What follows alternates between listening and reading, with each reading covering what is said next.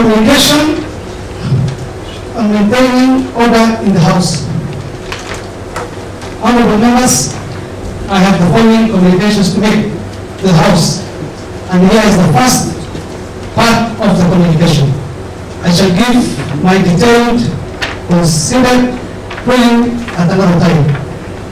Following the unfortunate happenings of last week on Thursday, and pursuant to Section 16, 17, 24, 25, 26, and 27, and 28 of the County Assembly's Powers and Privileges Act and Standing Orders number 104, 108, and 109.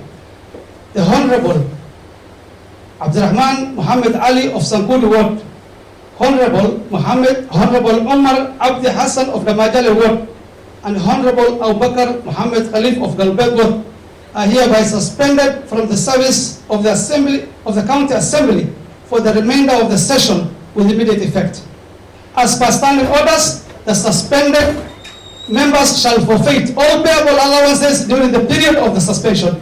I will allow 3 minutes for the 3 members to withdraw from the House. It is so ordered.